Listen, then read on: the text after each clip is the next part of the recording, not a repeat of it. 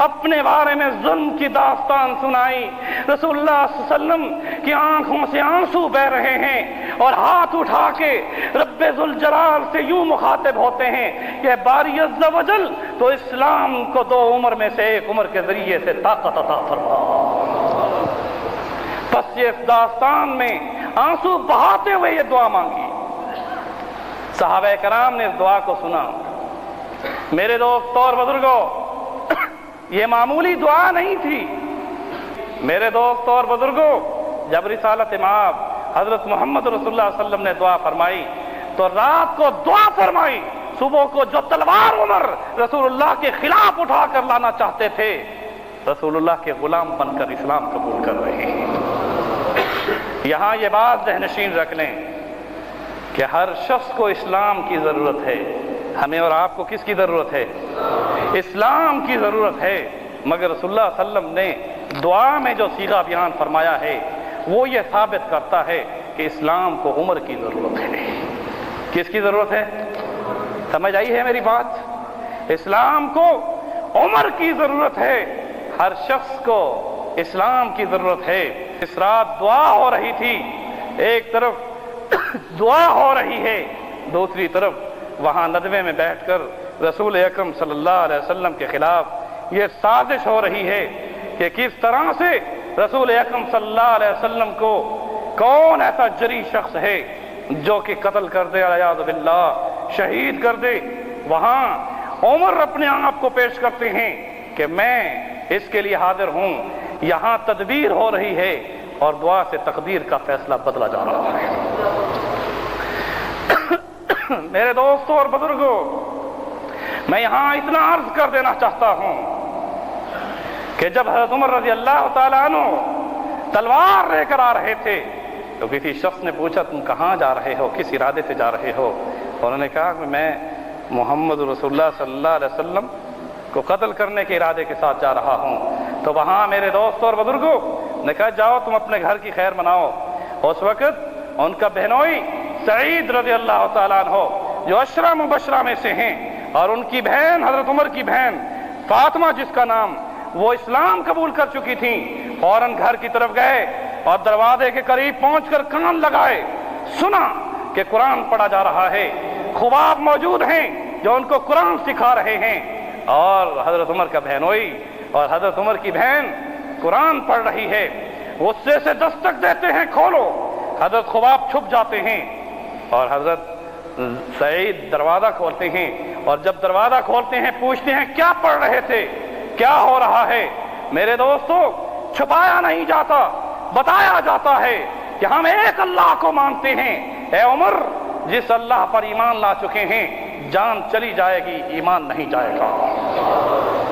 میرے دوستوں اور بزرگوں، غصے میں آ کر اپنے بہنوئی کو تلوار نکال کر جب وار کرنا چاہتے ہیں، بہن آگے آ جاتی ہے، کہتی ہے میرے خامد کو بعد میں قتل کرنا، پہلے میری لاش اٹھے گی، اس دین کے لیے میں اپنے خامد سے پہلے اللہ پر قربان ہونا چاہتی ہوں۔ تماچا مارتے ہیں، لیکن پھر دیکھتے ہیں کہ بہن کو تماچا لگتا ہے، اس کی آنکھوں سے آنسو بہتے ہیں، ایمان میں لغزش نہیں آتی، اس کے اسلام میں کوئی جنبش نہیں آتی۔ وہ برابر کہتی ہے عمر، جو سزا تجویز کرو تم کر لو، جس رسول کے ہاتھ پہ بیعت کر چکے ہیں اب اس بیعت کو ہم پس نہیں کر سکتے۔ نعرہ تکبیر!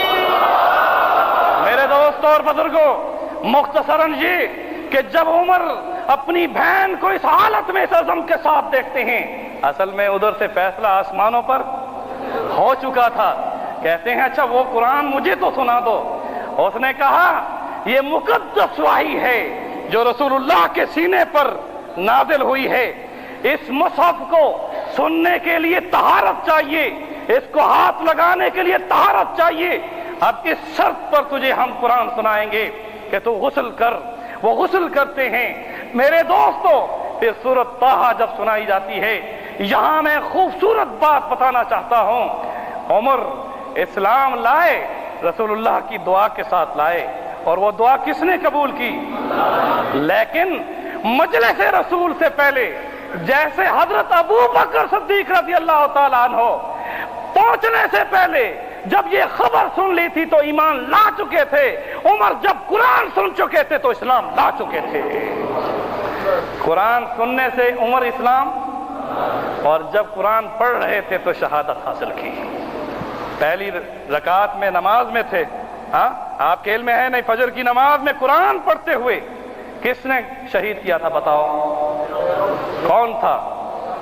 فیروز کون تھا؟ ابو لولو کون تھا؟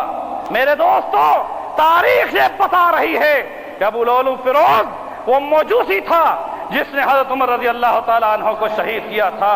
میرے دوستو اور بزرگوں، حضرت عمر رضی اللہ تعالیٰ عنہ جس وقت دار ارقم میں پہنچے، اسی طرح سے اس امام کو اپنی زبان پر قرآن سننے کے بعد اس جذبے کے ساتھ آ رہے ہیں، مگر کیونکہ تلوار تھی ہاتھ میں تو دور سے دیکھا کس نے؟ حضرت امیر حمزہ نے۔ کس نے دیکھا؟ حضرت امیر حمزہ نے۔ وہ کون تھے حضرت امیر حمزہ؟ رسول اللہ صلی اللہ علیہ وسلم کے کہاں شہید ہوئے؟ غزوہ احد میں۔ اور ان کا کیا مقام ہے؟ ذرا زور سے کہہ دو، کس نے یہ خطاب دیا تھا شہیدوں کے سردار امیر حمزہ ہیں؟ زور سے کہو۔ یہ خطاب جو رسول اللہ صلی اللہ علیہ وسلم نے دیا، اسے توڑا جا سکتا ہے؟ ہاں میرے دوستو، امیر حمزہ رضی اللہ تعالیٰ عنہ نے جب دیکھا عمر تلوار لے کر آ رہے ہیں، اور انہوں نے کہا عدم ملحوظ رکھے گا تو خاطر سے بٹھائیں گے، نمونہ اس کو ہم خلق محمد کا دکھائیں گے، اگر نیت نہیں اچھی تو اسی کی تیغ سے سر کاٹ کر چھاتی پہ دھر دوں گا۔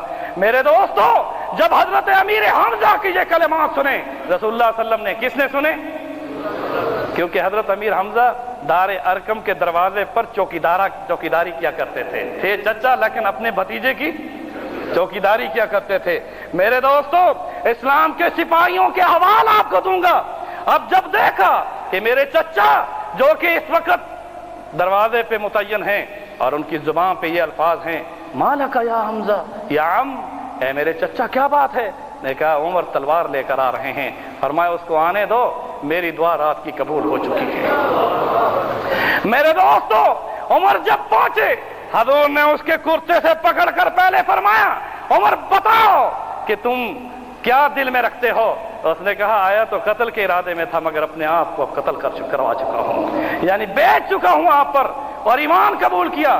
میں تاریخ کے حوالے سے احادیث کی روشنی سے بتا رہا ہوں کہ جب دار ارقم میں حضرت عمر فاروق رضی اللہ تعالیٰ عنہ نے اسلام قبول کیا تھا تو وہاں اس وقت 39 صحابہ کرام کی جماعت موجود تھی، اور جب عمر اسلام لائے تو اتنے زور کے ساتھ تکبیر ہوئی تھی کہ پورے مکہ کی پہاڑیوں نے نعرہ تکبیر اللہ اکبر کے ساتھ۔ لوگ کہتے ہیں جناب تکبیریں ہوتی ہیں، اس کا کیا فائدہ ہے؟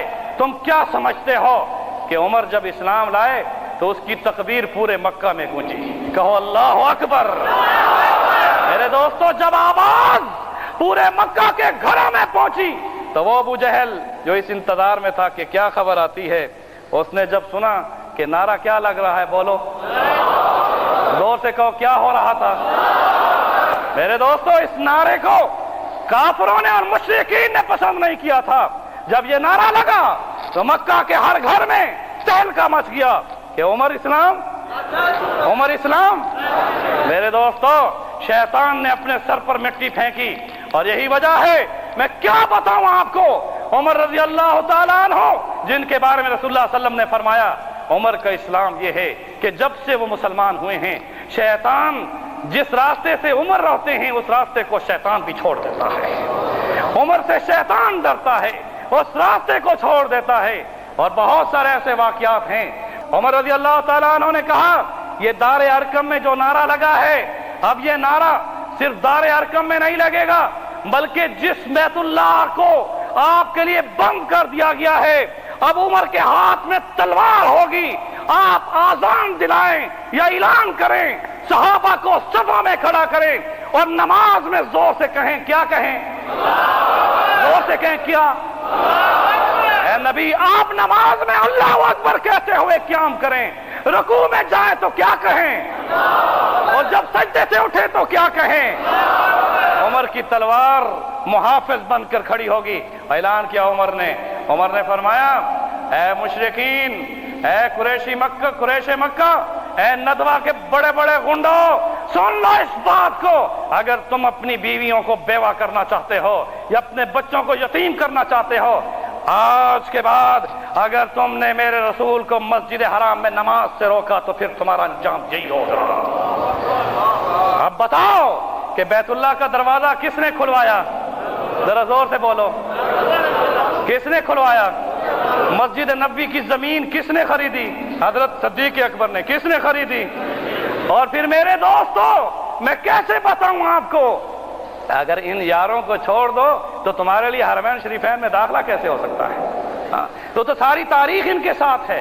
میرے دوستوں اور بزرگوں، حضرت عمر رضی اللہ تعالیٰ عنہ اسلام لائے، اس اسلام کے بعد اسلام کا سر بلند یوں ہوا جب ہجرت فرمائی، اعلانیہ فرمائی، اس طرح سے مدینہ پہنچے، اس میں تمام غزوات میں شرکت کی۔ اب